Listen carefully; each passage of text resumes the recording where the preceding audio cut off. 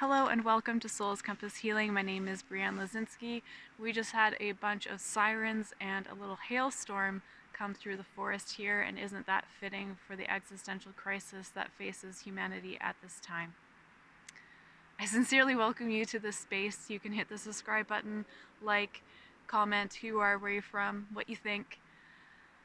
I am providing these new moon and full moon reports as a collective reading, right? So I'm interpreting what is going on out there in the world. I'm correlating it to the symbols and the transits and interpreting it through evolutionary astrology, feeding it back to you with the intention that it is supportive to help you maybe understand a little bit better what is going on in the collective and why, to feel less alone in what is going on in the collective.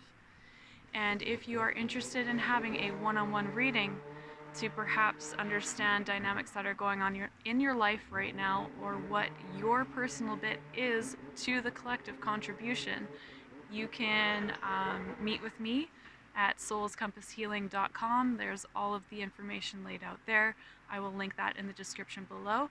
And I will say that there is nothing more powerful than learning evolutionary astrology for yourself so that you can understand your own birth chart. And I highly recommend Timothy Halloran's astrology school through Rasa Lila Healing. So I will link that in the description of this video. It is the school where I began my journey studying evolutionary astrology, and I highly, highly recommend. It is absolutely amazing Jeffrey Wolf Green evolutionary astrology teachings, and that is done in a way that is digestible and approachable. And so, with all of that being said, let's get into what we are here to talk about. This Taurus new moon happening on April 27th, 2025. Interestingly enough, today and up until basically today until the 24th, the North Node is exactly conjunct, so joined with Saturn and Venus this week. So this can really be bringing up this depression and this grief around this old cycle ending, right? Life as we know it is ending, and the new hasn't begun yet. That is the difficult part of this point in the zodiac, Pisces into Aries, is that it's so confusing because there's letting go of the old and still like without anything to kind of hold on to grasp onto for the new, right? So it's kind of this in-between nowhere land. And so this week can definitely be bringing up all sorts of feelings, emotions, phenomena that is just like, whoa, where is this coming from? And seemingly sideswiping us. And yeah, I just want to let you all know that because it can very much be in the cards for us, right? I have been speaking so much to this Pisces stellium, this ending, this culminating of a cycle. And I'm not going to go into it. I don't want to repeat myself. I've spoken a lot about it in the past 3 videos that I've made. But what I will say is that a part of what makes this time so hard is that there is an element of surrender to Pisces.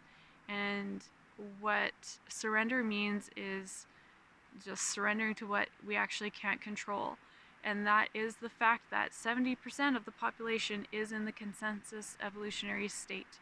Okay, so they are actually not critically thinking, not questioning things, intaking information, spewing information back out. You know, it's just like there's what you see is what you get. And so when we have that as the reality of our evolutionary state on planet Earth right now, and we have all of this Pisces action with Saturn there, meaning our government structures, right? What we are seeing is we are seeing people in that delusion, that Pisces delusion, holding on to the old, not wanting to let go and face a new cycle, but wanting to start a new cycle on their own narcissistic terms, right? And so it's like this I, me, mine, I get more, and what a certain population of the 1% of the wealthiest people on the planet are doing is they're actually using the government to effectively make themselves richer, right? And so while millions of other people are being robbed from, while millions of other people have to lie awake at night wondering how they are going to survive, right? And so this is the reality of the turning point where we are at right now. And I want to zoom out a little bit here in terms of, we know that the Taurus moon is ruled by Venus. We know that this Taurus moon is T-square Pluto opposing Mars. So again, Mars and Venus, key players in this moon. What is that about? And I'm going to zoom all the way back to, remember, February 2024, when Mars and Venus both joined Pluto at 0 degrees Aquarius. That was the beginning of this new cycle that Mars is in, now opposition with Pluto too. Venus has since made another conjunction and meeting point with Pluto at 0 degrees Aquarius on December 7th, 2024. So she's on her second cycle of Pluto 0 degrees Aquarius, and is now where she is sitting at the time of this new moon with Saturn. They are both in this crescent phasal relationship with Pluto. So, blah, blah, blah. What I'm actually saying is that there is this Taurus energy that is overshadowing Venus and Saturn in relation to our evolution Pluto right now. And let's first of all talk about 0 degrees Aquarius. Again, a 0 point in the zodiac is a beginning of something, right? And so Aquarius is often attributed to liberation and revolutions. And there is a whole lot more to Aquarius. There's dehumanization, there's isolation, there's projection, etc., etc. And so when we are at that point of that 0 degrees from the 10th house, which is Capricorn, which is all about man-made laws and governance in order to fit everyone into a certain, be the cog in the wheel. Do your part. This is what you are supposed to be. You're supposed to be a hard worker and just don't look up, don't ask any questions, and do as you're told. That's been the rhetoric.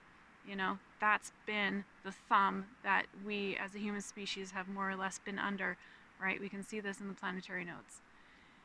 And so when we're at the 0 point Aquarius and people are like, woo, Pluto in Aquarius is going to usher in the age of Aquarius. No, it isn't. The next 20 years of Pluto being in Aquarius is going to be the pendulum swinging, right? The powers that are rooted in this man-made patriarchal regime of power over, of authoritarianism, of tyranny. That is so many strange noises today. That is going to be swinging the pendulum between that and breaking free from that. There's like a wider picture to this. The pendulum is always swinging with humanity. It's like we got to work it out, and that's a big part of this Pisces stuff. Is it ever going to be resolved? No, we're never going to be able to just have a nice, easy solution and wrap it up with a pretty bow. That's not Pisces. things culminate, things end, and new beginnings start, but it's never quite like, okay, we're fully done and dusted, we've reached perfection.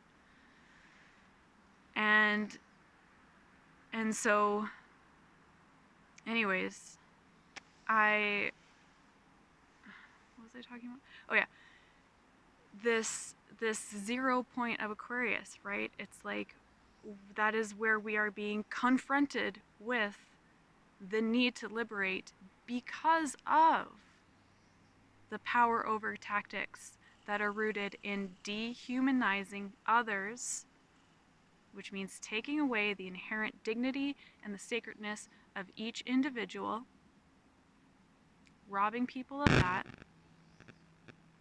treating them like a resource to be used, abused, and exploited. And when we have Uranus, the ruler of Pluto, trining the south node exactly at this new moon, yeah, we can be remembering that in our long-term memory bank of what it is to be a human on this planet. Perhaps we're remembering the collective trauma, the intergenerational collective trauma, right, of being essentially slaves, right? This element of slavery is very prevalent within the human species and in our history. And I am very much so seeing a lean towards that again, a regression back into that again, right? And what a time for us to be talking about this with this Taurian energy, right? Of seeing people as resources, seeing them as a number, as something that can be exploited for the benefit of others, for other people's ulterior motives and other people's gains of having power over.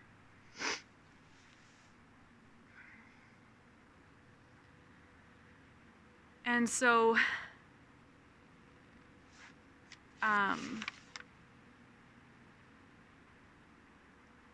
what we can be doing in this time is utilizing that Taurian energy in a positive sense by withdrawing and internally reflecting on, okay, and we are all being forced to do this right now. It's like, okay, how am I going to survive? How am I going to stand strong in my values, right?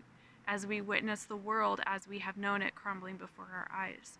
And especially post Mercury and Venus retrograde, it's like what no longer satiates us, satiates our senses and provides us with meaning is just simply falling away right now. It's like what actually matters. And if we are taking our evolution seriously, then we will be willing to go through the disillusionment process in order to uncover what actually matters. And for me, what actually matters is that humans have their dignity, that humans are still seen as sacred sentient beings and are no longer being used as resources to benefit the ulterior motives of very sick, unhealthy people.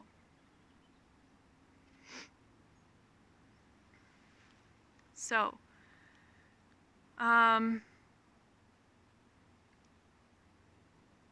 yeah. We're assessing where the collective is at, the quickly changing realities, the chaos that is happening right now of those in power. We can see what is going on. This Mars opposition to Pluto being T-squared by this moon, right? We can see the chaos of those in power, and the method to the madness is that if people don't know where to look, then the next hit of violence sideswipes them, and bam, there we go. But there are a few people who get clued in on what that next hit is, and they're actually financially benefiting from every single violent hit. And so,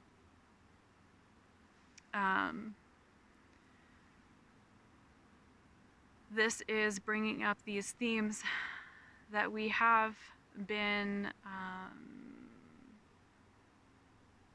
I guess, processing over the last 2,000 years, the last age of Pisces, is, this dehumanization, right? And the trauma that comes with um,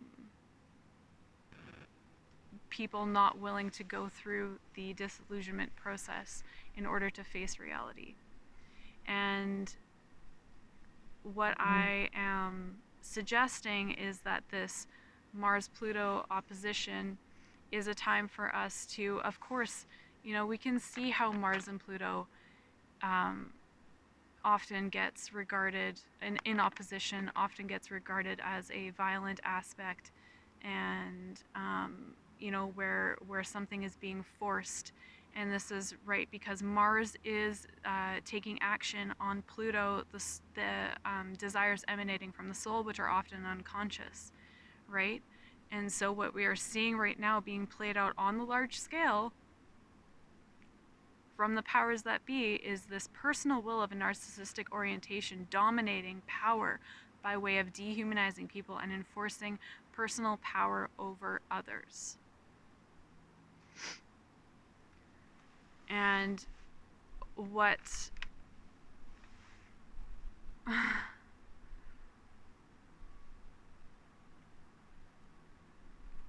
all of the control tactics, all of the fear tactics, all of the threats, all of the acts of insidious violence, whether it be physical violence or violence through a policy, like policy can kill people.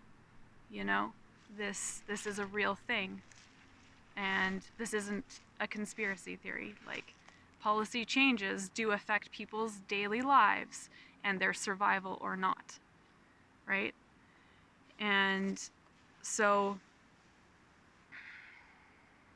yeah, as we're bringing up all of this unresolved societal ills, all of the unresolved societal conditionings, all of the unresolved power dynamics in the way that our societies are structured, it's like, wow, this is a huge wake-up call to us of like, whew, we need more checks and balances in place. We need more robust laws. We need to have a really hard think about how we structure our society and how we want to build our society moving forward. Because as I was talking about this pendulum, right, of oppression and liberation, it's like it's swinging between extremes, and this is Mars and Venus. Mars and Venus represents union and separation, right? It's it's it's like humanity figuring out its limits. It's like the teenager being given the house all to themselves and the car for the weekend, and it's like, let's see what they get up to, right? And it's like, the bottom line is that after Mars has had this extensively prolonged period of time retrograde in Cancer over the last 6 months, we've had so much time to think about, is the world safe? Where is the collective scale of empathy? Pretty depressingly low. It's like, is there emotional intelligence occurring in our relationships, right? All of these hits of reality that we have had over the last 6 months now in this final Mars-Pluto opposition, because there's been 3 of them throughout Mars's retrograde journey here. Now in this final one, we can actually be like, okay, boom, like, let's hold on to what it is to have a human heart, to be creative, to be born with a purpose, because we are all born with a purpose. And this can be a time where we can be standing up and fulfilling that purpose within the social sphere. We're actually taking action in the world. And no, we don't need to have it all figured out, all planned out, blah, blah, blah, blah. As I said, we're turning over a major cycle right now. Nobody has it all figured out. But that doesn't mean that we still don't strap on our boots, get out the door, and do our part. And I mean, that part is different for every single one of us, right? It's there's no bar or scale of, if you're not doing this, you're a fill in the blank. No, it's like everyone's doing what they have capacity for.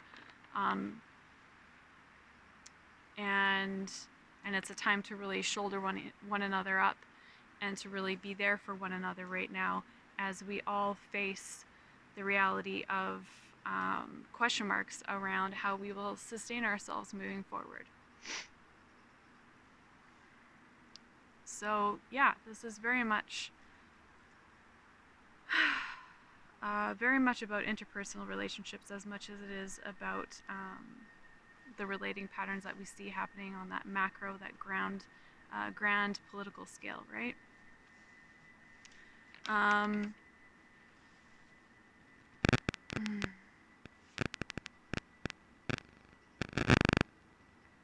So another thing that I want us to be paying close attention to is Pluto sexy-quadrate Jupiter, right? So as I was saying, Pluto is often the undercurrent that kind of goes under the radar, right? It's like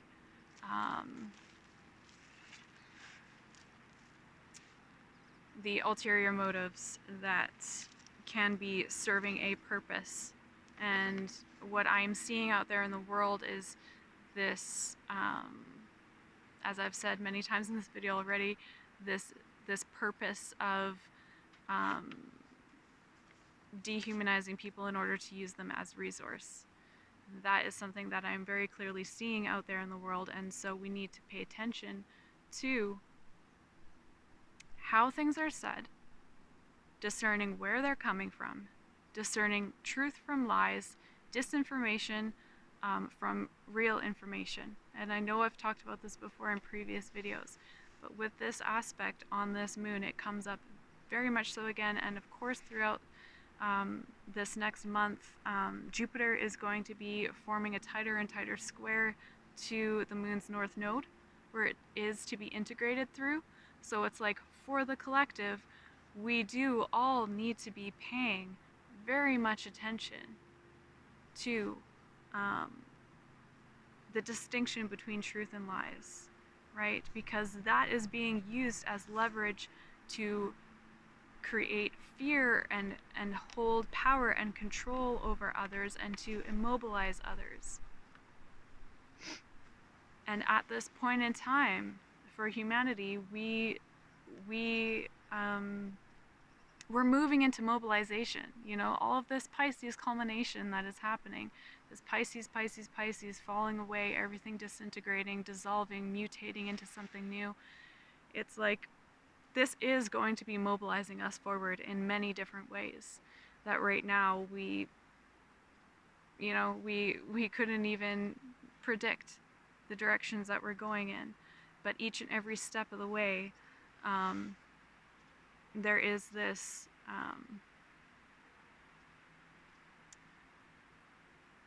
there is a checking in with oneself in order to, adjust and align. Okay, are we each staying on our own path, and what is our contribution to the collective? Because this is our evolutionary trajectory, folks, for the next year and a half. It's not a time to be ignoring the collective. It's not a time to be ignoring the news altogether. So the reason why this Jupiter action that I'm speaking to is so important is because what I'm seeing is that there is people in power, Pluto, creating self-serving narratives and laws that defy human rights, right? That human dignity is reserved for those whom are in power and whom they designate as being a recipient of human dignity and human rights. And they therefore get to determine who lives and who dies, now apparently without due process. And so this is a very sobering reality of where we are at as a collective. And it's not the end. It's not the end. And so, of course, we can be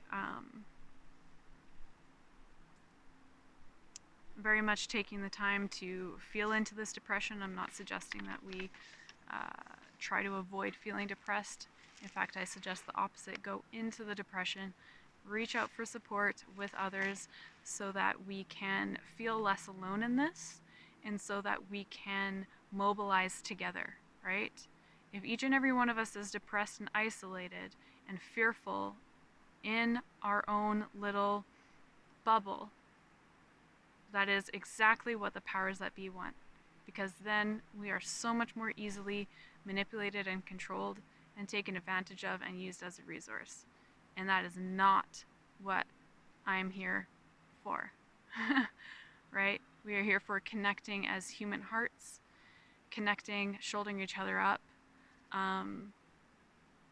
And in that, we are all taking action towards, as I said, our own purpose and supporting each other in their own purpose as much as we can so that we can collaboratively build something that is meaningful for the collective as we go through this major turning point.